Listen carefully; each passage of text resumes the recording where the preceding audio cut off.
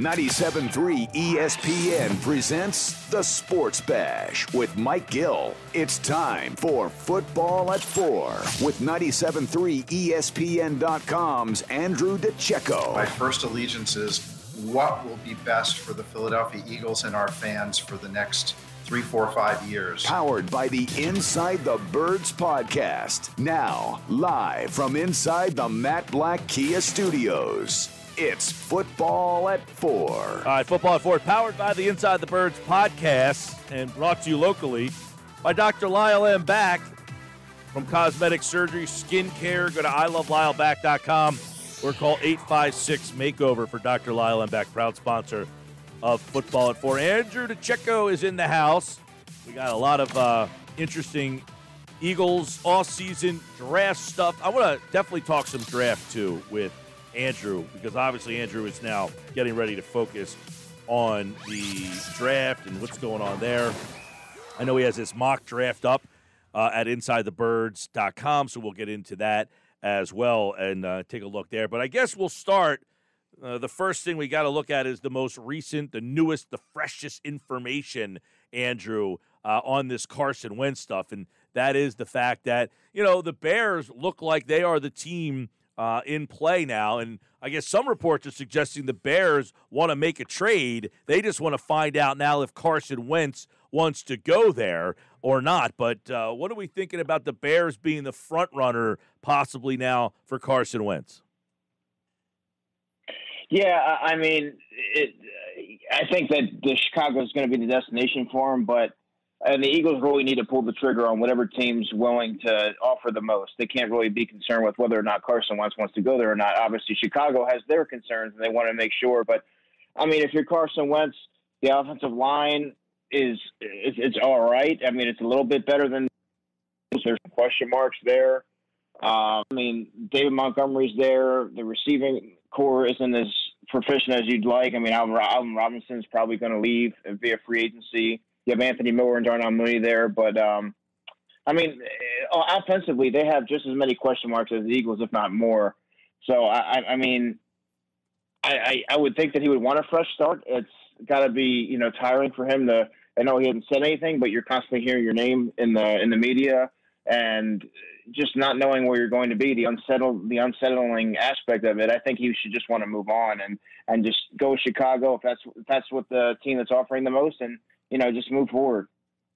Let me ask you this possible, okay, so there's a lot of conversation right now, Andrew, about who has the leverage and how Howie Roseman's playing this. If you're Howie Roseman and the two teams in play, one is Chicago and the other is Indianapolis potentially, those two teams don't really have a quarterback right now. So do you have the leverage over them knowing that, hey, you know, you're Ryan Pace. You need to win, man. You want to go into another season with Nick Foles, have fun. But if you want to up your ante, I got a guy for you. If you are Indianapolis and you have Jacoby Brissett or Easton, hey, you want to go into a season with those guys?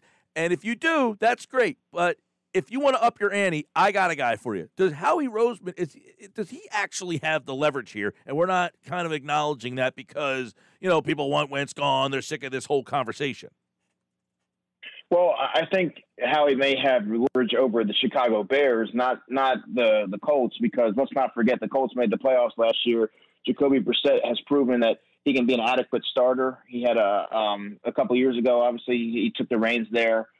I mean, I think Chicago, yes, they don't have a lot of options there. Mitchell Trubisky, Nick Foles, they've been given ample opportunities to win the job. Neither one of those guys have really stood out. I mean, to an extent, I guess you could say the Chicago Bears are kind of at the Eagles' mercy there. But I mean, they can also they could get impatient and move on to a guy like a Derek Carr, perhaps, or look elsewhere because there's going to be other options. I mean, you can't wait around for Carson Wentz forever, and you certainly don't want a guy who you're trying to acquire that doesn't want to be there, or you're uncertain if he wants to be there. There are so many different stories and reports out there, obviously, but we've seen hypotheticals with the Wentz and Ertz package. But there was also one that threw Andre Dillard's name out there, too. Would that surprise you if they moved on from Dillard, if that's what it took to move on from Wentz, to throw Dillard in there? Is that an obvious move to do? How do you look at that when you hear the name Dillard in some of these packages as well? Well, Hunter, it's somewhat obvious because Andre Dillard, looking at the depth chart, I'm not really sure where he fits. I mean, I think that he would be best served competing with Jordan Mailata this summer for the left tackle spot, but possibly even being looked at as a guard, and it certainly can't hurt to have the depth. I think him being there, even from a depth purpose, we've seen how the line can be ravaged by injuries and really determine the season in some regards. So, I mean, if I'm the Eagles, I'm not offering up Andre Dillard if I don't have to. But I mean, if it's going to sweeten the deal, I mean, why not? But I don't know, with the amount of picks that they have and the lack of money that they have to spend on offensive line, I think that they do have some guys there that they can at least use for depth. I mean, I'm not sure that I would want to throw him in, but that would be really surprising if they did. Yeah, I know, and there was a report, it was Sports Illustrated, essentially said Wentz and Ertz, because the Colts could have some interest there. Another team that was in play was Seattle, because they lost Olsen. You know, last year they went down the route of bringing in that veteran guy. Do you think Ertz, because he mentions in the article that he doesn't think Ertz would fetch more than a fourth-round pick? Yeah, I mean, I would say third at the most. I could, fourth is most realistic. So not a big return for Ertz. Not a big return for Ertz. But what if you package Wentz and Ertz together? Do you think that adds any value to the package? Yeah, it does. I mean, Ertz on his own, obviously you're getting an older player on the decline, but his success with Wentz, there's documented history there. That's his go-to guy. You get a familiar piece around Wentz wherever he goes. He's going to be an unfamiliar situation, but you bring a guy like Zach Ertz, who he's had a lot of success with. I do think that that's going to add stability to their offense wherever he goes, and make him, it's a security blanket really for him. So I think that it would yield the Eagles. It would yield the most in return if you're able to package those two guys. A couple weeks back, we were hearing from national big-time reporters saying it's close, and it's going to happen soon. And then now, here we are, where it seems like there's no communication really happening, and there's not that much information out there. Does that tell you something, as if maybe there was something that was really that significantly close, and then it fell off? Or do you think that that's just part of the process of the cat-and-mouse game? Yeah, when you're talking about a trade of this magnitude, unfortunately, I think it has to do. It's a product of the cat and mouse game.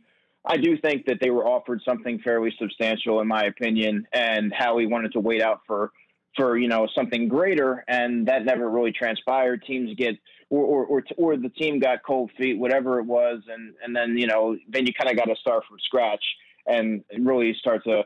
Once the pieces start to fall around and teams start to identify they're going to go elsewhere and things like that, you have to kind of really reevaluate where you're at and what you're realistically going to yield from a player coming off a bad season amid all these reports coming out about him. There's a little bit more certainty with a guy like Matthew Stafford, who's perennially in the top 10, 12 quarterbacks every year and plays at a high level. That's why he was able to yield what he did. But, I mean, with a player like Carson Wentz, you've seen the highs and you've seen the lows, and I think a team's going to be a little hesitant to offer up, some premier draft picks and possibly a player. So I think that Howie Roseman needs to look at it realistically and take what he can get at this point, because it's like I said last week, they really need to part ways here and just turn the page. I was going to say, do you think teams would buy Roseman saying, look, we don't have to trade him, we'll keep him? I mean, he is under contract.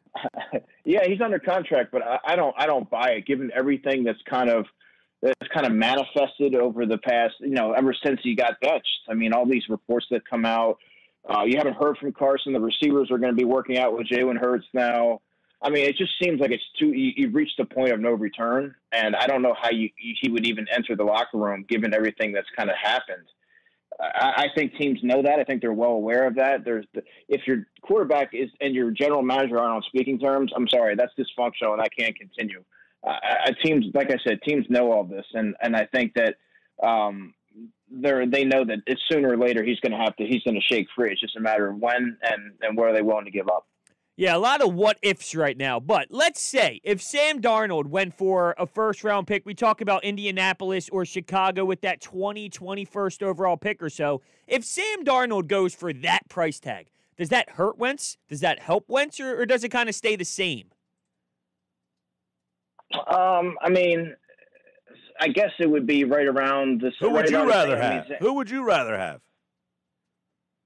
Right now, I mean, I would like to see what Sam Darnold could do in another situation, to be honest with you. I mean, I've seen Sam Darnold. I've seen him play. His play has been sporadic. Both players, don't get me wrong, they have question marks. You've seen Wentz play at a high level, but you know what you're getting in Sam Darnold. You're not getting any baggage, any potential baggage. He wants to be coached. He's going to accept the coaching. He's moldable is basically the selling point with him. He's young and he's moldable. And I think if you get him in a different system, you might be able to play to his strengths and see what he's really all about. Surround him with weapons, get him with a functional coaching staff, unlike the Adam Gase debacle there with the Jets. And I think that there's something there with Darnold. I don't know if he'll ever be what he was billed at a few years ago. But, I mean, I think that there's a little bit more stability with a player like that who is willing to welcome any kind of coaching and just continue to learn without any pushback. It's Football at 4, powered by the Inside the Birds podcast. Over at Inside the Birds right now, Andrew has his Eagles mock draft 1.0 up, and at number 6, you're going Jamar Chase. Now, Chase has been in some. Other people, we talked over different mock drafts, but Chase would be, I guess, your top wide receiver on the board? Yeah, and to me, it just makes the most sense to go with a player who is a little bit more versatile. He can line up at all the receiver positions. He's physical after the catch. You heard Nick Sirianni in his press conference. He likes to get guys the ball within 5 to 10 yards of the line of scrimmage and let them kind of do some damage. That's really right in Jamar Chase's wheelhouse. And I think if you're gonna turn the page from the Carson Wentz era and turn the reins over to Jalen Hurts, you gotta do it right and build the foundation, and don't make the same mistakes that you made with the previous quarterback. Start giving him weapons that he can use to be successful. And if it doesn't work out, then you can point to the quarterback, but don't let it be because of lack of resources. Let me ask you a couple things then in that vein. You write in this piece, if Sewell was at 6, let's say he was on the board, you would go with the tackle over Chase? Yeah, I mean, if Sewell was there, you're going with the tackle. That's a blue chip player. He shouldn't fall that far, and you could stick him there, and he's going to be your franchise tackle for the next 12 years and have some all pros in his future. And I'd make that pick and don't even question it, because it's so hard to find a franchise left tackle, a blindside protector. He's a freakish athlete. Just an immense talent. And, like I said, the game's won on the offensive line and the defensive line. So if you can fortify that and add some stability there, I think you do that. Okay. I don't think twice. Now, there was a recent mock draft out there that had the Eagles trading up to the 3rd pick to go with Justin Fields. Would you be anti that?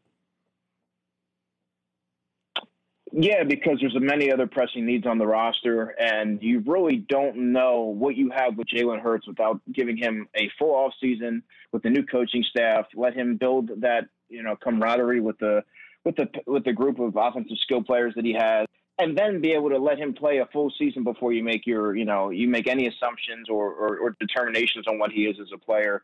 I think that would be really premature to, turn the page on him and move on. So I think that given all the holes that are permeating the roster, I think you have to look elsewhere besides quarterback. To grab the left tackle, going back to the possibility of doing that at 6, he'd have to slip past Cincinnati, and they obviously want to help out Joe Burrow as much as possible, but could you see a scenario where maybe going out and getting that wide receiver to help Joe Burrow, a Chase, as you mentioned, maybe the Eagles snagging, could you see that being a possibility, or do you really believe that the left tackle is the obvious for Cincinnati?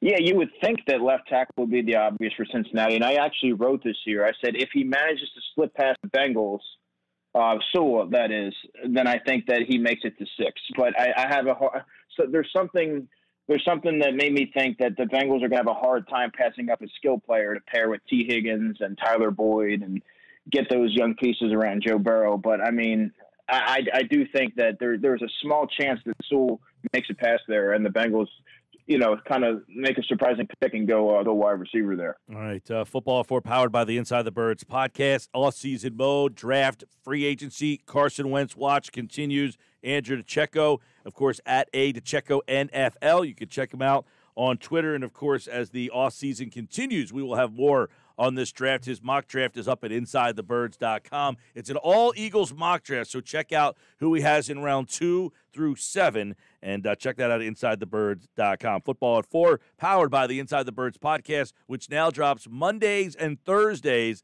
at 6 a.m.